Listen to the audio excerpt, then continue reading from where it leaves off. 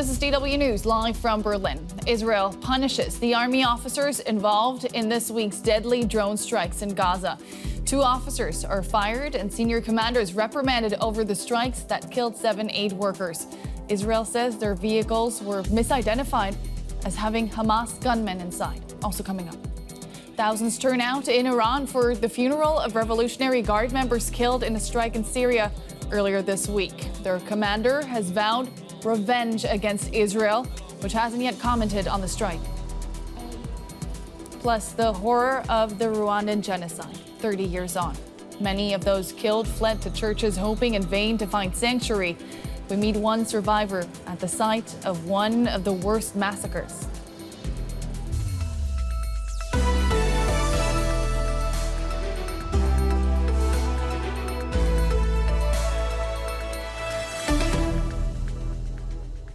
I'm Nicole Froelich to our viewers on PBS in the United States and all of you joining from around the world. Welcome. It's good to have you with us. Israel says it has fired 2 senior officers and reprimanded 3 others for Monday's airstrikes in Gaza that killed 7 aid workers. An inquiry carried out by Israel's military found that its forces mistakenly believed the humanitarian convoy had been taken over by Hamas militants and that drone operators mistook a humanitarian worker holding a bag for a gunman. The aid group is calling for an independent inquiry, stating that Israel's military can't credibly investigate its own failure. Our correspondent Rebecca Ritters in Jerusalem told us more about the results of this internal inquiry.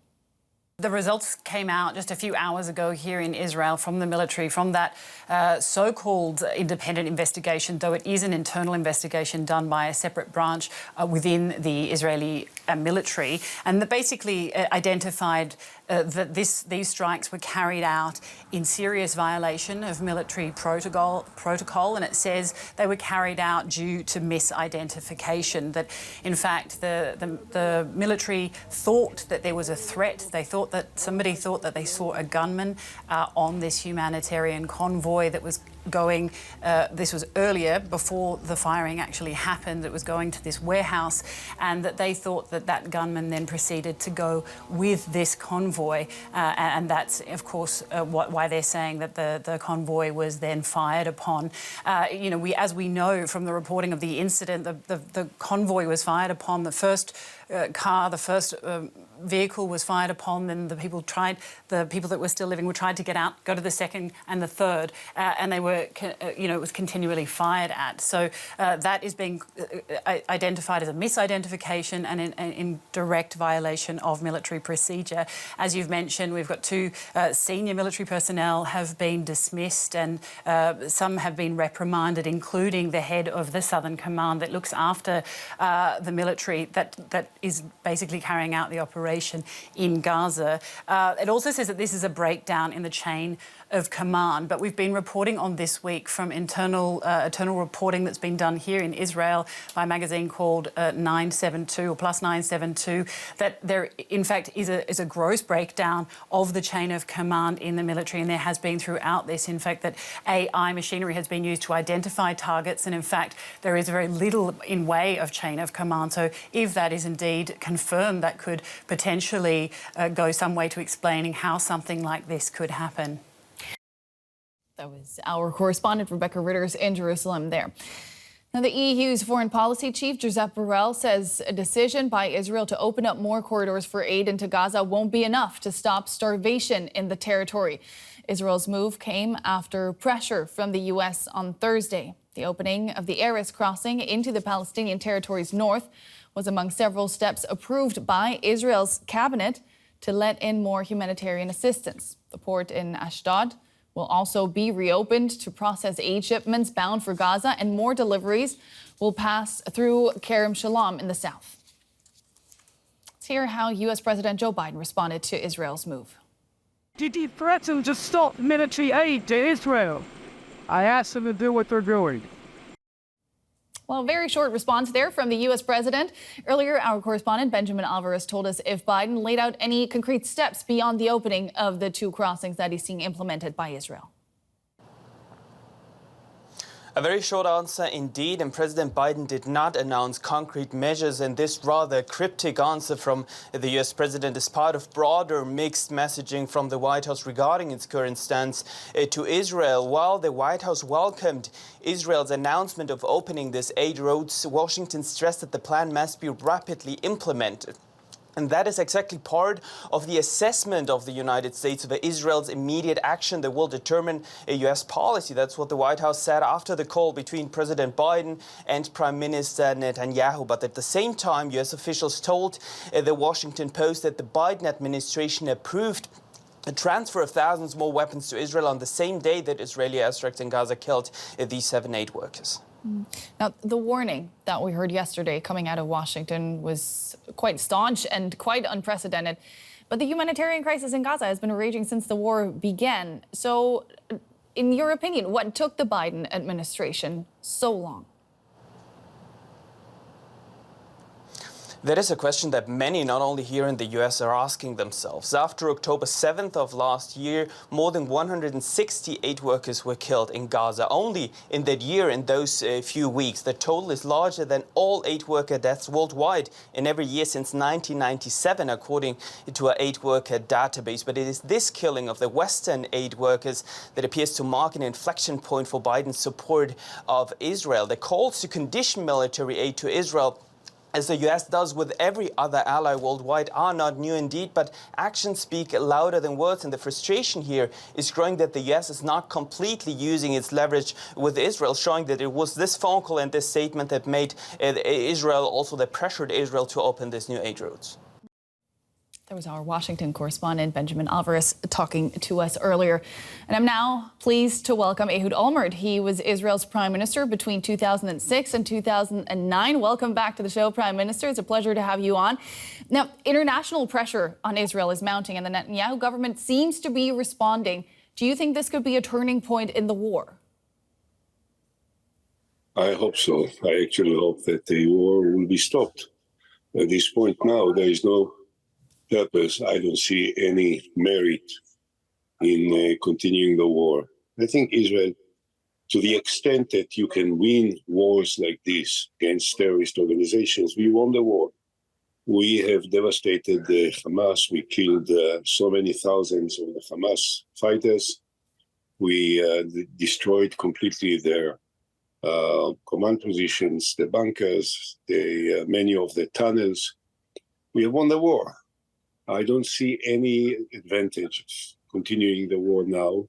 It has to be stopped. And to the extent that the president and the American leadership and the European leadership advises the Israeli government to do so, I think they are giving a good advice. Do you think that Prime Minister Netanyahu shares your assessment that this war is already won? I don't know exactly what his assessment. I draw a distinction, I think many do, between his possible assessments or the assessment of most of the Israeli people in the command position and the government, and the personal needs of the Prime Minister. And I believe that, unfortunately, not always the decisions that are carried out by the Prime Minister are necessarily compatible to the interests of the State of Israel. It seems like it's more in the interest of the Prime Minister himself, which is different. Joe Biden also asked for an immediate ceasefire. There will be new negotiations this weekend. It was just announced. Do you expect to see a breakthrough there? Quite frankly, I'm not in a position to be able to give an assessment about what may happen between Prime Minister and of Israel and Biden, President Biden. As I said, I think that the war has to be stopped now. I don't see any merit to Israel. I do not think about Hamas. I don't think about the Palestinians. I think about my country. I don't see any merit to continue this war now. Every day that it continues causes a great damage to the state of Israel, to the image of the State of Israel, to the good relations between Israel and many of the countries which we care for, without any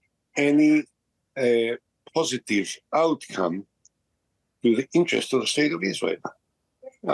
If we kill 20 more terrorists, that will not make any dramatic difference in the basic balance where we are. But if 1,000 more civilians will be killed, it will be terrible for the State of Israel and for the image of the State of Israel. So at this point, I think that we have to stop. I hope that the Prime Minister will do it. I doubt that he will do it, but I hope he will do it. And I hope that his partners in the coalition will squeeze him and will express their opinion and will use all their power of persuasion in order to bring about an end to this war. Yeah, we are 6 months into this war. Gaza has been reduced to rubble pretty much. 33,000 Palestinians are dead and 130 Israeli hostages remain in Gaza. Do you think the government is doing enough to free them? No, I think this observation is shared by, first of all, the families of the hostages and by many thousands of Israelis who are rioting and demonstrating in the center squares of Tel Aviv and Jerusalem, 100,000 yesterday, both in Tel Aviv and in Jerusalem, which I think is just, a good evidence to the extent that people are unhappy with the way that the government is handling this. The precondition, in my mind, for the return of the hostages will be an end to the war.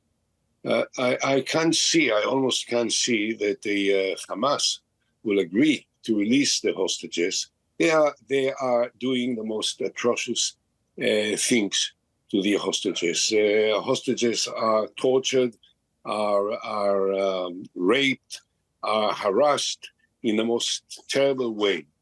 But if what I would look you at do it from the differently point of view than the Netanyahu government? You've been in a similar position.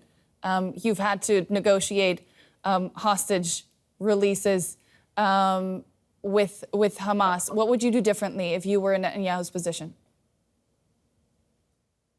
Well, I would have done different in 2011 when he released Yahya Sinwar and 1,000 more terrorists of Hamas for one Israeli soldier. That was a tragic mistake, perhaps a mistake which has exposed the weakness and the personal emotional instability of Prime Minister Netanyahu, and which may have triggered the greater violence by the Hamas and the other terrorist organizations. Now, when 134 Israelis are held hostage by the Hamas, we have to pay anything in order to release them, because they are not soldiers. They were not soldiers. They were not captured by the Hamas in the battlefield.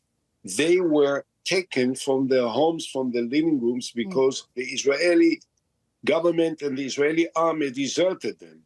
Yeah. We left them undefended. And now it is incumbent upon us to bring them back at any cost. Therefore, in the past, I would have dealt different than Netanyahu with regard to Hamas. And now I would have dealt in a different way than Netanyahu is doing. Yeah. You've said several times that Netanyahu's days are numbered. Pressure is growing now internally and externally. How much longer do you think he can hold on to power? Well, I think that his days are numbered. I think that he will erupt. I can't tell you, in a week, in 2 weeks, in 3 weeks, in a month. But the public rage, the discontent, the bitterness, the disappointment of the majority of the Israelis will erupt like a volcano and will sweep everyone that will stand in its way. So I think that Netanyahu days are numbered. The sooner he leaves, I think the better it is for Israel. That was former Israeli Prime Minister Ehud Olmert. Thank you so much for your time. Thank you. Meanwhile, the commander of Iran's powerful Revolutionary Guard has said there will be retaliation for an airstrike that destroyed Iran's consulate in Syria on Monday, killing 12 people. He blames the strike on Israel. In Tehran, thousands turned out to attend a funeral for 7 members of the Guard, including 2 senior generals who were killed in the blast. Clashes between Israel and Iran-backed Hezbollah along the Israeli-Lebanese border have increased since the war in Gaza began nearly 6 months ago. The funeral took place on Al-Quds Day, an annual event when people in Iran and elsewhere around the world stage pro-Palestinian rallies. Simon Mabon is a Middle East analyst at Lancaster University, and he told me how serious Israel should take this threat from Iran. They will be taking it very seriously, particularly Benjamin Netanyahu, who for the past 30-odd years has been viewing Iran as the great danger to Israeli society, as an existential threat. He's been making speeches about Iran being this real puppet master controlling the ills of the region and posing a threat to Israel. So for Netanyahu, it will be taken very, very seriously. But for others, there will be this acceptance that Iran is having to engage in some degree of performative action, of having to appease a number of different constituencies. And so I don't think that this will lead to a dramatic escalation in the short term. But what it does do is it makes an already febrile, chaotic and precarious environment that much more dangerous. That was Simon Mabon. Let's take a look now at some other stories making news around the world. A 4.8 magnitude earthquake has struck New York, shaking buildings in an area that rarely experience any seismic activity. The quake's epicenter was in neighboring New Jersey. The incident caused some delays in rail and air traffic, but New York's mayor said there were, quote, no major life safety or infrastructure issues from the earthquake. Residents of the Russian city of Orsk are being evacuated due to flooding after a dam burst. Authorities say up to 10,000 people could be affected. Local emergency services are working to shore up the dam, which is in the Ural Mountains close to the border with Kazakhstan. Zimbabwe's central bank has launched a new currency backed by gold in an attempt to tackle sky-high inflation and to stabilize the economy. The ZiG, as it's known, will replace the Zimbabwean dollar, which has experienced a dramatic reduction in value over the last year. Today, we're looking back at the 1994 genocide in Rwanda. The East African nation is marking 30 years since the start of a 100-day massacre in which 800,000 people were slaughtered. A warning, much of what you're about to see you may find distressing. The killings were mostly carried out by extremists from the country's majority ethnic Hutus against the influential minority Tutsi population, but also moderate Hutus. Sexual violence was also used as a weapon, with as many as 250,000 women raped during the genocide. The numbers of the dead are almost impossible to comprehend. Take the example of the Nyamata genocide memorial site, a single church where 5,000 people were murdered over the course of only 3 days. DW's Marielle Müller reports from the site of one of the worst massacres of the genocide. It's not often that Chantal finds the strength to come here, to her former church. Now a memorial to the Rwanda genocide, she says this is the place where she refused to die. First they threw grenades into the church, and many people lost their legs. There was so much screaming. Those who tried to leave the church were hacked with machetes. Their belongings are still here, frozen in time. And each piece tells a tale. A person's elbows tightly tied behind their back before being executed. Toddlers killed with their parents. The Hutu militia had started its killing spree a few days earlier. Many Tutsi families sought refuge here, thinking they'd be safe. Coming back to this place 30 years later, it is still a big wound. But it helps me to remember many of the people who died here. Chantal fled the church, but was attacked and injured. One of her children she was trying to protect was killed.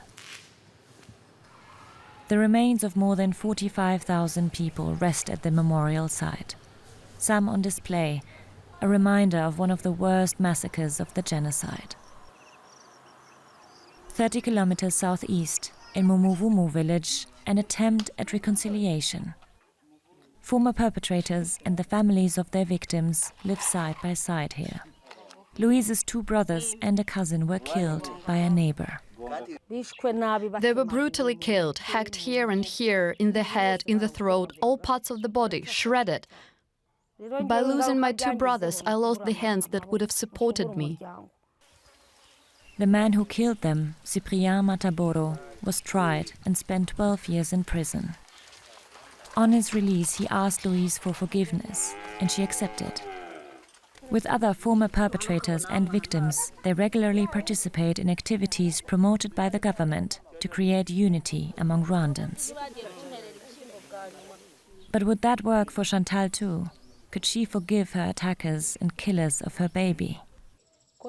We have a good country, and that has brought us together, and we love each other. But it does not rule out the possibility that there could still be remnants of genocide ideology in some people's hearts. You can't see in people's hearts. Her son, who was killed during the genocide, would now be a grown-up like her other kids. Chantal hopes their generation will be able to put the divisions of the past behind them. The office of French President Emmanuel Macron says he will release a video this weekend addressing France's failure to stop the Rwandan genocide. Presidential office sources say that in the video, Macron says, when the phase of total extermination against the Tutsis began, the international community had the means to know and act. France, which could have stopped the genocide with its Western and African allies, lacked the will to do so. During a visit in 2021 to Rwanda, Macron recognized France's responsibility in the genocide, but stopped short of an apology. Earlier, I spoke to Roméo Dallaire, former Canadian senator and lieutenant general in the Canadian Armed Forces. He led the ill-fated UN peacekeeping mission for Rwanda during the 1994 genocide. He told us how big France's role was big then. France, in particular, Mitterrand and his regime were instrumental in establishing the parameters that would lead ultimately to the destruction of another ethnic group, that is to say, the Tutsis, as he was wholly and completely committed to, in fact, the Habyarimana regime, which was the Hutu regime. He was supported also by the Catholic Church of Rwanda, which was also very instrumental in segregating and educating the youth and making them realize the differences between them and advantaging one, that is the Hutu side, against the other one. So the Hutu-dominated Catholic Church was also part of that horrific exercise. You led the UN peacekeeping mission in Rwanda during the genocide. That mission failed dramatically. Why? Because it was never established to, in fact, create peace. It was there to monitor 2 groups who had signed and agreed that they wanted peace. And we were there to, as a sort of a referee without a red card, to assist them in interpreting material and also easing their differences, frictions that they might have in implementing the peace agreement. But what was naive of the whole construct of that mission was the fact that the extremist elements, both sides, had not really committed to wanting this peace agreement to work. And in particular, the Hutu side, the government side, extremist governments were right directly under the regime of the wife of the president and her family, who controlled the power in that country. Mm-hmm. What would you have needed back then to prevent the genocide from happening? Well, after the 11th of January, when an informant gave me the material to be able to take action, and that I informed the UN that I had to take action to stop the arms distribution and the oppression of the Tutsi minorities and moderates, particularly, who wanted to be part of the creation of a broad-based transitional government. From then on, the need from my original plan of close to 5,000 troops was absolutely crucial. I needed radio capability to order jam the what ultimately were called the genocide radio station, who were inciting the young. I needed the troops in order to be able to go and stop the training of the militia, which was, in fact, a youth movement that had been turned into a militia. I needed the intelligence capability and the will of the Security Council to modify my mandate from a Chapter 6 observer to a Chapter 7 that would permit me to intervene and stop. So the Rwandans thought that we had come in to protect them because that's what the extremist regime was telling them. While in fact, all we were there and all I had was enough ammunition to be able to protect the UN sites. And in fact, we were not even authorized to protect civilians well into the genocide. We don't have much time, unfortunately, but I do want to know, because you obviously you wanted to help, right? How has the failure of the mission affected you personally? I've been under 25 years of therapy in regards to trying to come to grips with the fact that I was a witness to the destruction of so much of humanity and the descent into hell that humanity can actually achieve.